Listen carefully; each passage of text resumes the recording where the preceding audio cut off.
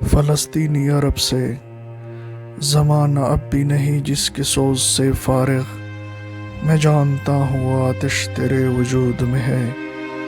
تیری دوا نہ جنیوا میں ہے نہ لندن میں، فرنگ کی رگ جاں پنجے یہود میں ہے۔ سنا ہے میں نے غلاموں سے امتوں کی نجات، خودی کی پرورش و لذت و نمود میں ہے۔ علامہ صاحب فرماتے ہیں کہ عربوں نے صحرائے عرب سے اٹھ کر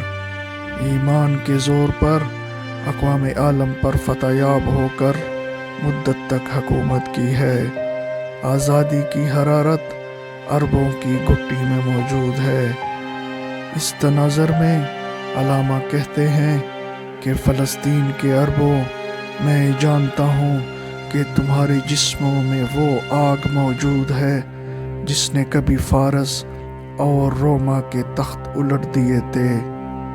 لیکن یہ تمہارے انگریز حاکم تمہاری تقریروں، تحریروں اور مطالبوں سے تمہیں آزاد نہیں کریں گے، اور یہودیوں کو تمہارے ملک میں لا کر بسانے سے بھی باز نہیں آئیں گے۔ تا وقت تم اس سوز اور آگ سے کام نہ لوگے جو تمہاری سرشت میں موجود ہے۔ تیرا علاج جہاد میں پوشیدہ ہے، اپنے بدن کی حرارت کو عمل میں لا کر آزادی حاصل کرنے میں ہے، نہ اس میں ہے کہ تو جنیوا میں جا کر اقوام متحدہ سے فریاد کر یا انگلستان میں جا کر انگریزوں کی منت کر کہ وہ تمہارے ملک میں یہودیوں کو لانے اور لا کر بسانے سے باز رہیں۔ وہاں تمہاری بات کوئی نہیں سنے گا، کیونکہ ان اہل مغرب کی جان کی رگ جو اقوام متحدہ بنائے بیٹھے ہیں، یا انگریزوں کی جان کی رگ جو تمہارے ملک کے حاکم بنے ہوئے ہیں، یہودیوں کے پنجے میں ہیں، کیونکہ یورپ کے سارے ملکوں خصوصاً مغربی ملکوں کی تجارت، صنعت اور اقتصادیات پر یہودی قابض ہو چکے ہیں۔ اس لیے انگریز وہ کچھ کریں گے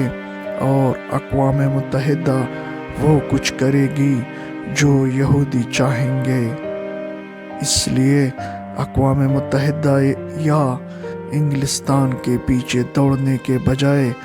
اپنی خودی سے کام لو اور اپنی جد و جہد کے سوز سے انگریزوں اور یہودوں کو اپنے ملک سے باہر پھینک دو۔ علامہ صاحب فرماتے ہیں کہ میں نے تجربہ کار اور بزرگ لوگوں سے یہ بات سن رکھی ہے کہ اگر کوئی غلام قوم غلامی سے آزادی حاصل کرنا چاہتی ہے تو اس سے پہلے اپنے اندر اپنی خودی کو بیدار کرنا چاہیے، اپنی خود آگاہی حاصل کر کے اپنے قوتوں اور صلاحیتوں سے آشنا ہونا چاہیے، اور پھر ان کو عمل میں لا کر آقاؤں اور ملکوں کے خلاف اٹھ کھڑے ہونا چاہیے۔ اس میں آزادی کا راز پوشیدہ ہے۔ اقوام متحدہ یا انگریزوں کے سامنے مطالبات پیش کرنے سے کچھ ہاتھ نہیں آئے گا۔